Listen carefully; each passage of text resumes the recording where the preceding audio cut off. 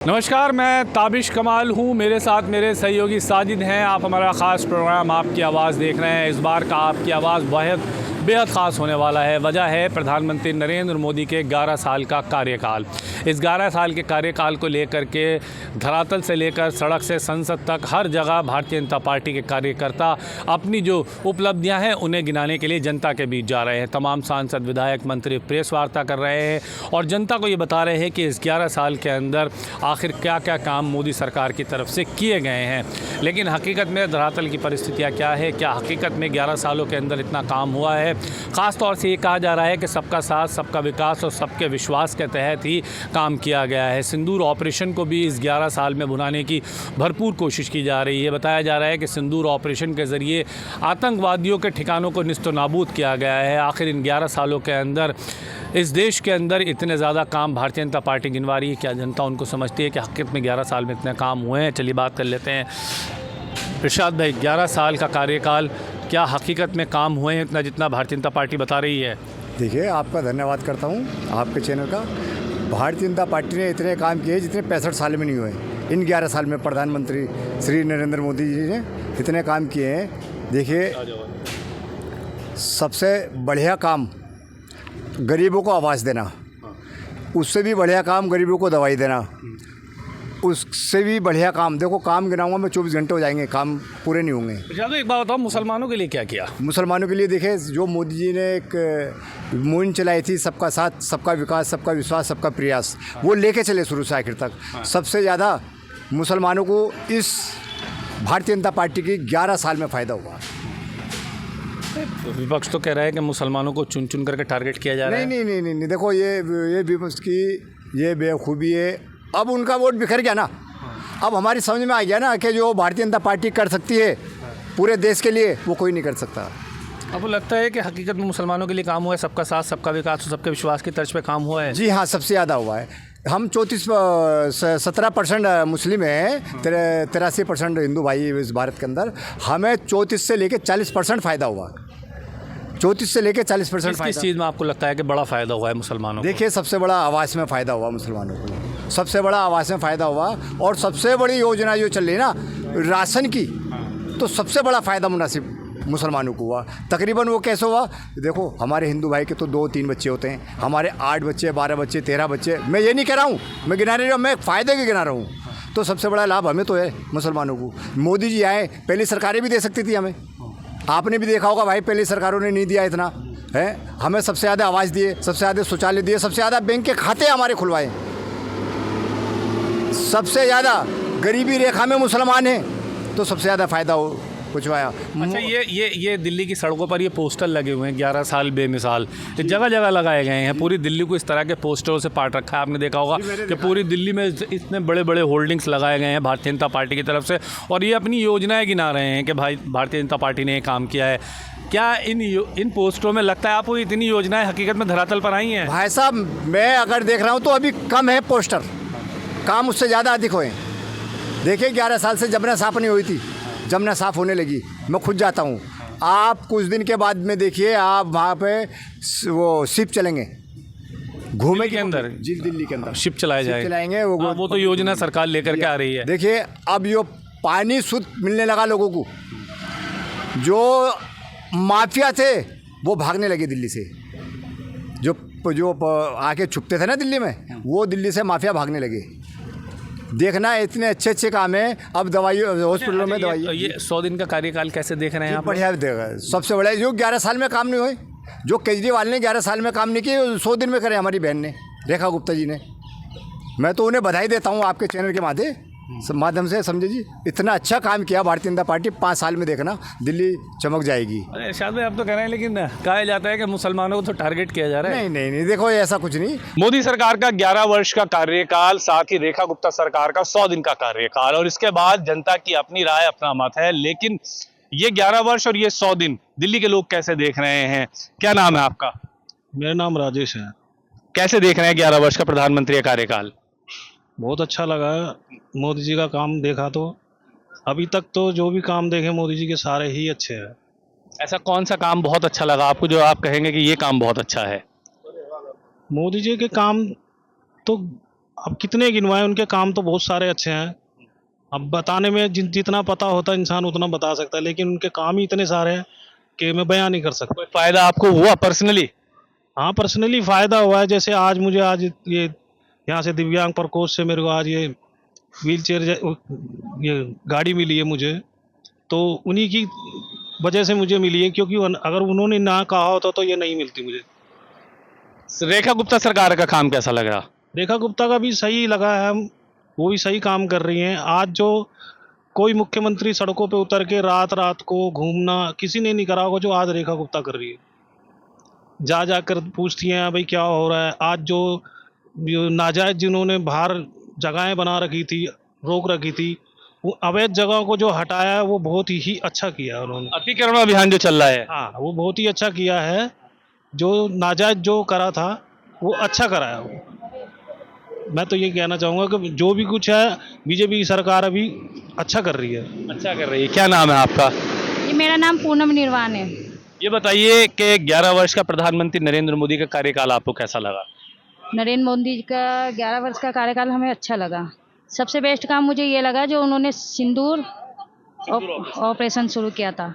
जिस तरह से अब की बार हमारी भारतीय सेना ने जो कमाल दिखाया ना, वो काफ़ी बेस्ट रहा उनका और अच्छा रहा। इसलिए मुझे उनका काम ये बहुत बढ़िया लगा। आजकल देखो, पहले हमारे डिजिटल जिस तरह की दुनिया चल रही है ना, पहले ये कोई नहीं था। जैसे डिजिटल इंडिया को जो बढ़ावा दिया गया, इंडिया को और डिजिटल इंडिया लगा लो, उनके कार्यकाल कितना गिनाएंगे हम कि हमें ये अच्छा लगा वो अच्छा लगा। जो आज नेटवर्किंग जो हो गई है ना, नेटवर्किंग को जो बढ़ावा दिया गया, उस तरह से। आप फोन पे या पेटीएम वगैरह यूज करती हैं? जी जी जी, काफ़ी। हाँ जी, पहले ये था कि हाथ में पैसे ले जाते तो कोई पर्स रखते थे वगैरह। आजकल ये है मैं अपना फ़ोन यूज करती हूँ। जहाँ पे भी कुछ वगैरह यूज करना है, कहीं भी पे वगैरह करना है, तुरंत फ़ोन से पे कर देती हूँ और काफ़ी बेस्ट है वो। मतलब डिजिटल इंडिया को बढ़ावा मिला। जी जी जी, और हमारी महिलाओं के लिए जो बहनों को आगे उन्होंने बढ़ावा दिया, वो काफ़ी अच्छा काम है। कुल मिलाकर के ये है कि आपको लगता है कि 11 वर्ष में कार्यकाल ठीक ठाक रहा। बढ़िया। और रेखा गुप्ता का? रेखा गुप्ता जी का भी बहुत बढ़िया है। जिस तरह से वो पब्लिक के सामने आके उनसे बर्ताव करती है, बातचीत करती है, जिस तरह से पब्लिक के हर दिन उनको मिलने का समय दे रखी है। पब्लिक, आम पब्लिक कोई भी जाके उनसे फेस टू फेस सामने बैठ के उनसे बातचीत कर सकती है, अपनी समस्या बता सकती है कि आज हमें ये समस्या, आज वो उनकी समस्या सुनना, उनका काम देखना बहुत बढ़िया है उनका भी। जिस तरह से वो अपने प्रचार करती है, आए दिन अनेक काम करती है वो। जिस तरह से रोडों पे चल रही है, कर रही है सबके पब्लिक के आपको साथ। लगता है कि रेखा गुप्ता सरकार आने से कुछ कानून ठीक हुआ है, महिलाओं कुछ सुरक्षित हुई हैं जैसा दावा किया गया था? देखा गया है रेखा गुप्ता जी को जो कार्य है ना, और इस बार जो इन्होंने मुख्यमंत्री हमारी जो रेखा गुप्ता जी को बनाया, तो बेस्ट है। जी जी, महिलाओं को जो बढ़ावा दिया है ना, बहुत बढ़िया है। महिलाओं को बढ़ावा दिया है। यानी कि 11 वर्ष का कार्यकाल और 100 दिन का कार्यकाल फिलहाल तो अभी जनता को ठीक ठाक ही लग रहा है, लेकिन ये तो आने वाले जो चुनाव हैं कई राज्यों में, उसकी राजनीतिक और रणनीतिक दिशा तय करेगा। भारतीय जनता पार्टी कई कार्यक्रम कर रही है, देश भर के अंदर आयोजन किए जा रहे हैं और इन आयोजनों के माध्यम से जनता को ये बताया जा रहा है कि 11 वर्ष में सरकार ने क्या बेहतर किया है और 100 दिन में रेखा गुप्ता सरकार ने क्या बेहतर किया है। देखना बहुत अहम रहेगा कि ये 11 वर्ष का कार्यकाल आने वाले विधानसभा चुनाव में भारतीय जनता पार्टी की नैया पार लगाते हैं नहीं। दिल्ली की रेखा गुप्ता सरकार का 100 दिन का कार्यकाल हुआ और प्रधानमंत्री का 11 वर्ष का कार्यकाल हुआ और इसमें बीजेपी बहुत जश्न मना रही है। देश भर के अंदर अलग अलग कार्यक्रम किए जा रहे हैं, दिल्ली में भी बड़े स्तर पर कार्यक्रम किए जा रहे हैं। सरकार ने कहा कि हमने 100 दिन के अंदर बहुत चीज़ें सही करने की कोशिश की है जो पिछली सरकारों की वजह से खराब हुई थी। 27 साल के बाद बीजेपी सत्ता में आई है तो जाहिर सी बात है कि बीजेपी अपने लिए बेस्ट करने की कोशिश करेगी। उसका बेस्ट क्या होगा वो तो जनता ही बताएगी कि उसका बेस्ट कितना बेस्ट उसके हिसाब से है। 11 वर्ष का प्रधानमंत्री नरेंद्र मोदी का कार्यकाल वो भी जनता डिसाइड करेगी कि उनका 11 वर्ष का कार्यकाल कितना बेहतर रहा है। लेकिन किसी भी कार्यकाल को लेकर के तिराही माम तो नहीं है, कोई ऐसा काम तो नहीं है जिसकी वजह से जनता बहुत ज़्यादा संतुष्ट नहीं हो। दिल्ली में एक बहुत अहम मुद्दा रहा बिजली का, पानी का, स्कूल का, स्वास्थ्य का, लेकिन सबसे ज़्यादा आजकल जो चर्चा में है वो एजुकेशन सिस्टम है, क्योंकि कई स्कूलों की फीस बढ़ी। सरकार बिल लाने की बात कह रही है किसी भी स्कूल की फीस नहीं बढ़ाने देंगे। ऐसे में दिल्ली के लोग क्या सोचते हैं, क्या हकीकत में सरकार एजुकेशन माफियाओं पर रोक लगा पाएगी? 27 साल के बाद बीजेपी सत्ता में लौटी है, आम आदमी पार्टी पर बड़े और कांग्रेस पर बड़े दांव खेलने के बाद बीजेपी सत्ता में आई है, तो क्या बीजेपी जनता को राहत देगी? ये सबसे अहम सवाल है। और इसीलिए बीजेपी जितने भी कार्यक्रम देश भर के अंदर कर रही है, उन कार्यक्रमों में अपने बखान कर रही है, लेकिन क्या 100 दिन और 11 साल के कार्यकाल को दिल्ली की जनता बखूबी समझती है? सर, क्या नाम है आपका? मेरा नाम आज़ाद सिंह है। आजाद साहब, ये बताइए मुझे, 100 दिन का रेखा गुप्ता सरकार का कार्यकाल, 11 वर्ष का प्रधानमंत्री नरेंद्र मोदी का कार्यकाल, सबसे ज्यादा दिल्ली के अंदर मुद्दे थे वो बिजली, पानी, स्वास्थ्य और शिक्षा थी। इन चारों मुद्दों पर सरकार कह रही है कि हम बहुत बेहतर काम कर रहे हैं। आपको क्या लगता है किस मुद्दे पर सरकार इस वक्त बेहतर है और क्या बदलाव की जरूरत है? सर, बाकी चीज़ों पे तो मैं कमेंट नहीं करना चाहूँगा। मैं सिर्फ अभी एजुकेशन के लिए हम यहाँ इकट्ठा हुए हैं आज सारे। एजुकेशन जो सिस्टम इस शहर में चल रहा है, इस सिटी में चल रहा है, उसके ऊपर मैं कमेंट करना चाहूँगा, क्योंकि मैं खुद एक शिकार हूँ उस सिस्टम का। यहाँ का जो एजुकेशन सिस्टम नहीं बोलेंगे, इसको एजुकेशन माफिया बोल सकते हो आप। जो यहाँ से सरकार से ज़मीन पाते हैं प्राइवेट स्कूल्स, और उस ज़मीन के ऊपर कमर्शलाइजेशन होती है सिर्फ, उसके अलावा कुछ नहीं होता। बल्कि नियम ये कहता है कि आप नो प्रॉफिट नो लॉस में इस चीज़ को चलाएंगे, एजुकेशन सोसाइटी बनाएंगे और उसको नो प्रॉफिट नो लॉस में चलाएंगे। बट ऐसा आज कभी भी इस सिटी के अंदर हुआ नहीं है। रिपीटेड कहते हैं 1973 का DSER कानून है, जिसके अंतर्गत ये सब रेगुलेट होता है। उस कानून के लिए बार बार पेरेंट्स को कोर्ट्स में जाना पड़ता है, कोर्ट से रिलीफ लाना पड़ता है। तो आप ये बताइए कैसे कहते हैं क्या रिलीफ मिल रहा है हमें? कोर्ट ऑर्डर भी कर देता है। अब ये DPS के लोगों को आज हम सपोर्ट करने आए, DPS द्वारका वालों को, उनको कोर्ट से भी ऑर्डर मिल गए हैं, उसको भी स्कूल मानने के लिए तैयार नहीं है, उसको भी कंप्लाई नहीं कर रहा है, सरकार भी उसको कंप्लाई नहीं करा पा रही है। तो आप कानून पे कानून बनाते रहिए। अब दिल्ली सरकार एक नया कानून लाई है, ट्रांसपेरेंसी, जिसके अंदर वर्ड है ट्रांसपेरेंसी, बट वो ट्रांसपेरेंसी उसको लाते हुए ही नहीं दिखाई। हमने कई बार रिक्वेस्ट किया CM साहिबा से। हम लोग अब कहते हैं, हमारा डेलीगेशन मिलने भी गया पेरेंट्स का, डिफरेंट स्कूल्स का मिलके, अकेले स्कूल नहीं मिलने गए, डिफरेंट स्कूल मिलके एक लीडर हर एक स्कूल से जाके उनसे मिलके आया कि हमें भाई हमसे फीडबैक ले लो। हमें पता है ना कि हम झेल रहे हैं 15 साल से, 20 साल से, 30 साल से। हमें पता है कहाँ कमियां हैं, कहाँ आप स्कूल को रोक सकते हो, कमर्शलाइजेशन को कहाँ रोक सकते हो। हमसे कोई फीडबैक लिया ही नहीं गया। उसके अंदर एक चीज लकूना और डाल दिया गया है। अभी तो फिलहाल इस पर कमेंट करना मुश्किल है कि क्या पता उसको इन्होंने रेक्टिफाई किया नहीं किया है, बट उसमें 15% पेरेंट्स को जोड़ने का और उन्होंने प्रावधान लिया है कि अगर आपको कंप्लेंट करना है बढ़ी हुई फीस के अगेंस्ट, तो आपको 15% पेरेंट्स चाहिए। आप ये देखेंगे, ये एक कड़वी सच्चाई है कि मिडिल क्लास आदमी अपने कंफर्ट से बाहर आने के लिए तैयार नहीं है। वो अपना AC कमरा नहीं छोड़ सकता। वो धूप में कहते हैं, कुछ ही लोग ऐसे हैं जो आ सकते हैं, निकल के आ सकते हैं। तो हर एक स्कूल से मुश्किल से 15 पेरेंट्स इकट्ठे होने मुश्किल है। आप 15% की बात कर रहे हैं।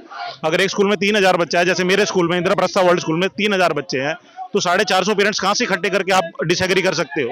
वो मुश्किल क्या नामुमकिन चीज़। एक एजुकेशन सिस्टम एक बड़ा मुद्दा रहा है हमेशा से। पिछले 50 सालों से हमने देखा है कि एजुकेशन सिस्टम एक बड़ा मुद्दा रहा है। इसमें किस किस बदलाव की जरूरत आपको महसूस होती है? क्या क्या बदलाव ऐसे हैं जो पेरेंट्स समझते हैं कि ये बदलाव होने बहुत ज्यादा जरूरी है? सर, सबसे पहले तो कंप्लायंस, जो अभी कानून बने हुए हैं, DSER बना है, उसकी कंप्लायंस कराई जाए। अभी कानून बने हुए हैं कि पेरेंट्स की साझेदारी होनी चाहिए स्कूल में, PTA होनी चाहिए, पेरेंट्स टीचर एसोसिएशन।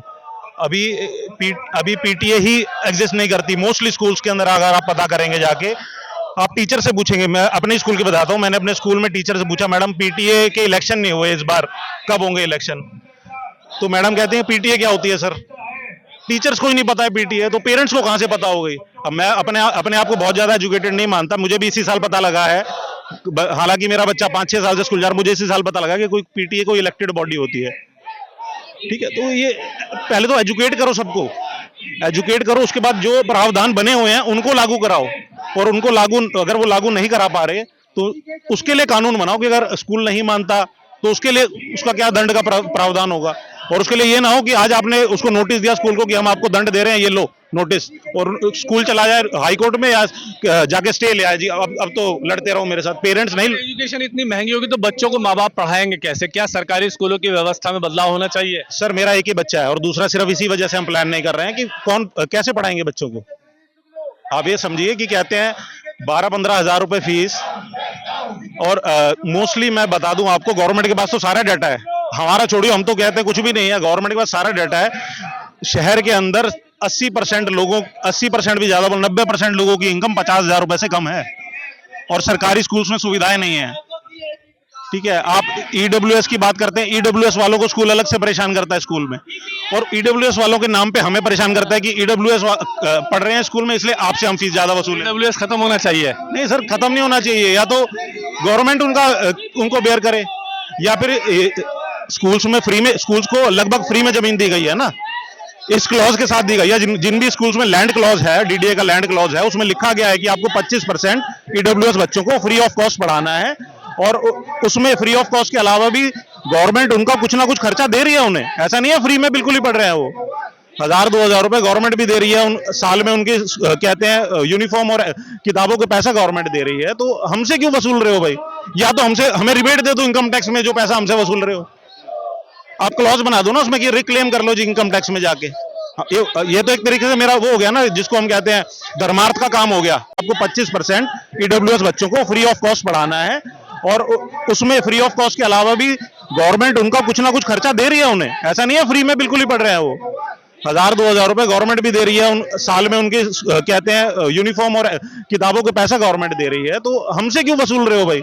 या तो हमें रिबेट दे दो इनकम टैक्स में जो पैसा हमसे वसूल रहे हो, आप क्लॉज बना दो ना उसमें कि रिक्लेम कर लो जी इनकम टैक्स में जाके। ये तो एक तरीके से मेरा वो हो गया ना, जिसको हम कहते हैं धर्मार्थ का काम हो गया, वो तो अंडर आईटी प्रोविजन में है ना कि इनकम टैक्स रिबेट मिलनी चाहिए। अब ये अभी सरकार नई बनी है, कितनी उम्मीद है रेखा गुप्ता सरकार से? सर, सरकार नई बनी है, बट ये पूर्ण राज्य नहीं है। जो सेंटर में सरकार बैठी है वो 11 साल से बैठी है, वो पहले दोनों मिलकर चाहे तो बेहतर हो सकता है। ये तो खुद ही बोलते हैं ना डबल इंजन की सरकार है सर।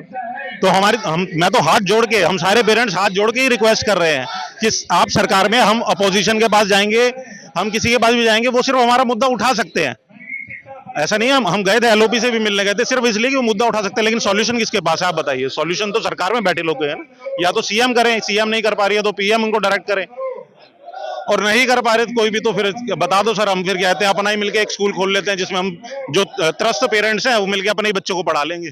क्या नाम है आपका? अंकुर अरोड़ा फ्रॉम इंद्रप्रस्थ। मेरा बेटा होता है इंद्रप्रस्थ वर्ल्ड स्कूल में। अच्छा, ये बताइए कि फीस बढ़ने को लेकर सरकार करी कि बढ़ने नहीं देंगे, किसी भी सूरत में बढ़ने नहीं देंगे। जो हमने बिल में अभी तक देखा है वो ये बिल तो ये कह रहा है कि फीस नहीं बढ़ने देंगे, बट हमें एक भी स्कूल को देखा है प्रोटेस्ट करते हुए कि हमारी फीस क्यों नहीं बढ़ने देंगे। उन्होंने एक क्लॉज डाला 50,000 का, ये भी लगेगा, जो हमने पढ़ा अखबारों में, बिल उन्होंने शो ही नहीं किया। मेरा मेन एक मुद्दा ये, हम जिसके लिए यहाँ खड़े हैं सारे, कि बिल शो करो, हमें बिल, एक पेरेंट्स की काउंसलिंग कराओ, देखो बिल ठीक है कि नहीं है, हमसे राय लो, ठीक है? हमसे नहीं लेना तो जो ऑलरेडी इतने टाइम से, सालों से लड़ रहे हैं उनसे ले लो, ठीक है? तो बट ये कुछ भी नहीं बिल शेयर हुआ, ठीक है? जो हमें बोला गया है कि बिल हमारे फेवर में है, ठीक है? अगर बिल हमारे फेवर में है, उसमें क्लॉज भी लगाया हुआ है कि इतना फाइन लग जाएगा स्कूल के ऊपर, बट एक भी स्कूल आपने नहीं देखा होगा रोड पे आ रहा है, ऐसा क्यों? सोचने की बात है ना। क्यों लगता है ऐसा आपको, क्या वजह है? एजुकेशन सिस्टम दिल्ली का सबसे बेहतर होना चाहिए, उसके लिए सरकार कदम उठाए, उसके लिए हमेशा हमने पॉलिटिकल मुद्दा भी ये देखा है, सारी पॉलिटिकल पार्टी, चाहे कांग्रेस हो, आम आदमी पार्टी हो, बीजेपी हो, कोई पार्टी हो, कहती है हम एजुकेशन सिस्टम बेहतर करेंगे। क्या 50 साल में हुआ ऐसा? नहीं, देखो, पहले हम इलेक्शन में वोट देने जाते थे गवर्नमेंट स्कूल्स में, काया पलट तो हुई है, ठीक है? बिल्डिंग होती नहीं थी, बिल्डिंग बन गई है, स्विमिंग पूल बन गए हैं, तो काम तो थोड़ा बहुत हुआ है, नहीं बोलूंगा पहले सरकार ने काम किया है। हम चाहते हैं कि हमारी ये सरकार, जिनको हमने वोट दे के चुना है, उनसे अच्छा करे, ताकि हम उनको दोबारा वोट दें। ऐसा ना हो ना कि नेक्स्ट टाइम भी वो कहेगी जब वोट मांगना है तो हम कहें आप कौन। रेखा गुप्ता सरकार सही काम करे आपको लगता है? अभी तो कुछ काम हुआ नहीं है। बिल जैसे हमने मांगा, सब लोगों ने मांगा, आधे लोग यहाँ पे ये कह रहे हैं कि बिल हमें शो करो, बस कब से लड़ रहे हैं, मिलने गए हैं हम लोग। ऑल ओवर अगर मैं सरकार की बात करूं तो क्या ऑल ओवर आपको लगता है कि सरकार 100 दिन में डिलीवर? अभी बहुत जल्दी होगा कहने के लिए, अभी जल्दी होगी कहना। ईमेल कैंपेन चली थी, एक ईमेल कैंपेन हम सब पेरेंट्स ने, सभी स्कूल के पेरेंट्स ने मिलकर चलाई थी गवर्नमेंट से, यही कि बिल हमें दिखा दीजिए, हमें बुला लीजिए, हमसे डिस्कस कीजिए, ठीक है? तो उसी ईमेल की वजह से उसमें एलओपी को भी रखा गया था, तो एलओपी ने हम लोगों को मिलने बुलाया था, हमने अप्रोच नहीं किया था एलओपी को कि हमसे मिलिए, हमारी बात रखिए, उन्होंने इसीलिए बुलाया था हमें। तो सीसी में थे वो, सीसी में एलओपी ने मेल पढ़ी है तो सरकार ने नहीं पढ़ी होगी क्या? क्या नाम है आपका? परविंदर सिंह। सवाल था कि 100 दिन में हुआ कि नहीं कुछ। ये जो डीपीएस पेरेंट्स एसोसिएशन है, they got very complacent with the promise of Delhi Education Minister Ashish Sood, and I said to these people that you are falling in a very wrong hand. ये लोग कुछ नहीं करने वाले हैं, ये आपका बेवकूफ बनाएंगे। और वही हुआ कि स्कूल में बाउंसर लगा के बच्चों को बाहर किया गया, उस दिन मैं था और एक कोई पीए है मिस्टर आशीष सूद के, उनको कंटिन्यूसली फोन किया 2 घंटे। 1 घंटे में उन्होंने फोन उठाया और बोला हेलो हेलो करके रख दिया। दूसरी बारी जब फोन लगा तो जब उनको बोला कि बच्चों के साथ ये कर रहे हैं तो भैया हम क्या करें। I think this is not the problem with DPS. Delhi में जितने प्राइवेट स्कूल्स हैं ये सिर्फ स्टूडेंट्स की प्रॉब्लम नहीं है, वहाँ पे जो एम्प्लॉयज काम करते हैं। फॉर एग्जाम्पल एक एस एस बोटा सिंह स्कूल है जनकपुरी में, हाँ वहाँ पे जाइए, वो लोग क्लास 4 एम्प्लॉयज की सैलरी 6-6 महीने से रोक रखे हैं। एक स्कूल है जीडी टाइटलर मुनीरका में, they have used a strategy of turning out all the old teachers and bringing the new teachers which they pay less to them, and they don't have to give gratuity and all other facilities to the old teacher. The whole system has broken, and especially after 2014 अच्छे दिन आएंगे, मुझे तो नहीं लगता अच्छे दिन आए। क्या नाम है आपका? परविंदर सिंह, पूर्ण पजना पब्लिक स्कूल बसंत कुंज से। बसंत कुंज स्कूल है आपका। ये बताइए एजुकेशन सिस्टम में क्या सुधार की जरूरत आप लोग महसूस कर रहे हैं? एजुकेशन सिस्टम में कुछ भी सुधार की जरूरत नहीं है। सरकार को सिर्फ और सिर्फ जो चाहिए वो जो एग्जिस्टिंग कानून उन्होंने बनाया है 1973 का एजुकेशन एक्ट है, उसको ठीक से इम्प्लीमेंट करवा लें। सब कुछ उस एक्ट में दिया हुआ है, नए लॉ की कोई जरूरत ही नहीं है। अगर आप देखेंगे उसके सब क्लॉज में सब कुछ ये सब लिखा हुआ है जिसके लिए आज पब्लिक परेशान हो रही है।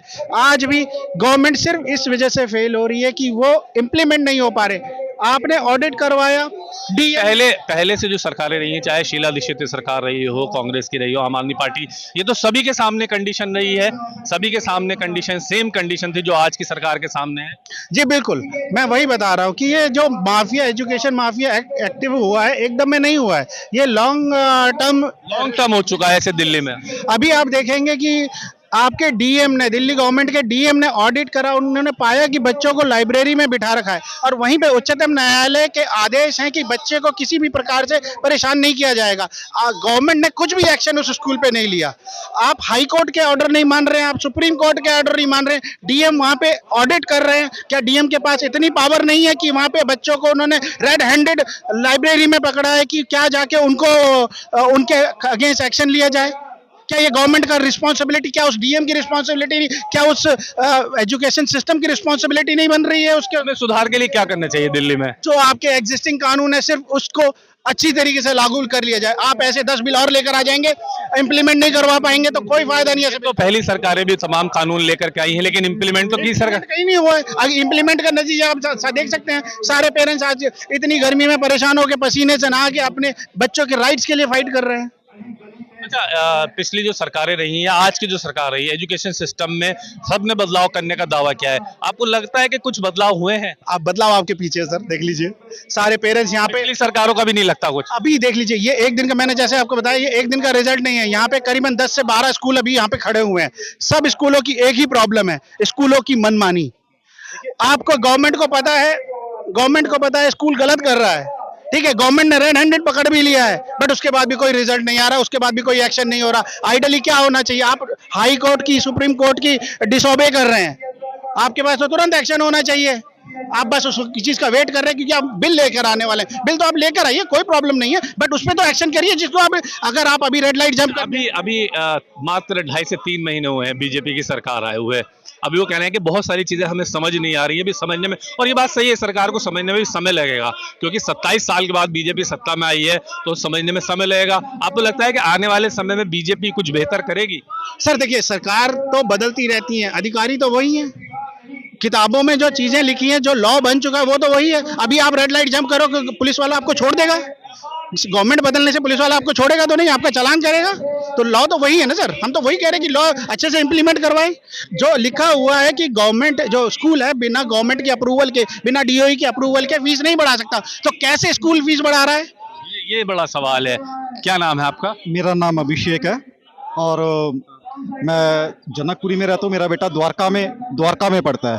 तो जैसा कि आपने पूछा कि करंट सरकार ने क्या करा, देखिए मेरा एक सवाल है। 2023 में जो द्वारका में इंद्रप्रस्थ इंटरनेशनल स्कूल है उसकी फीस थी 14,200 के आसपास समथिंग। 2024 में वो भड़के हुई 16,000 और अब वो भड़के हो गई है 18,000। तो पिछले 2 साल से 3 साल से जो इतनी फीस बढ़ रही है, बीजेपी की जो सरकार आई, करंट गवर्नमेंट आई, इन्होंने अपना ऑर्डिनेंस लेके आई, जो पिछली जो वो कहते हैं वो ये जो ऑर्डिनेंस है वो 2026 तक लागू हो जाएगा, तो जो पिछली जो फीस बढ़ी उसके ऊपर तो बात ही नहीं करी। इसका मतलब तो उन्होंने स्कूल वालों को अपने मतलब ये कह दिया कि जो फीस बढ़ी है वो आपने बिल्कुल सही बढ़ाई है, बल्कि जो करंट सरकार थी उन्हें एक ऑर्डिनेंस लाके जो 2025 की जो फीस थी उसे रोल बैक करना चाहिए था, उसके बाद इनका ऑडिट करा के सार्वजनिक करते और उसके बाद फीस बढ़ाने की अनुमति देते। इन्होंने तो स्कूल वालों को सीधा सीधा कह दिया जी जो आपने फीस बढ़ाई है वो आपके हक में हो चुकी है, हम 2026 से हम जो है नया सिस्टम लागू करेंगे। और उस सिस्टम में भी इन्होंने कहा है कि 15% जब लोग इकट्ठे होंगे, जब वो शिकायत करेंगे तो अब जाके डीओई उस पे एक्शन लेगा फीस हाइक पे लेके। तो मुझे तो नहीं लगता कि 15% इकट्ठे करना बहुत मुश्किल काम है और ये फीस कभी रुकेगी। तो मेरे हिसाब से ये बिल जो है कुछ भी फायदेमंद नहीं है, पेरेंट्स के फायदेमंद नहीं है, ये सिर्फ सरकार ने अपनी वाहवाही के लिए बनाया है। बाकी आगे देखते हैं होता है क्या। इन्होंने तो सीधे सीधे स्कूल को अप्लाई कर दिया कि आपने जो फीस बढ़ाई है वो लीगल है। चलिए, यानी कि सरकार का जो कार्यकाल है 100 दिन का या 11 वर्ष का, उसको लेकर के हम जनता की राय सुन रहे हैं। दिल्ली के अंदर 4 सबसे बड़े मुद्दे हमेशा रहे हैं, जिसमें बिजली, पानी, शिक्षा और स्वास्थ्य रहे हैं, जिस पर सभी पॉलिटिकल पार्टियों ने वोट मांगे हैं।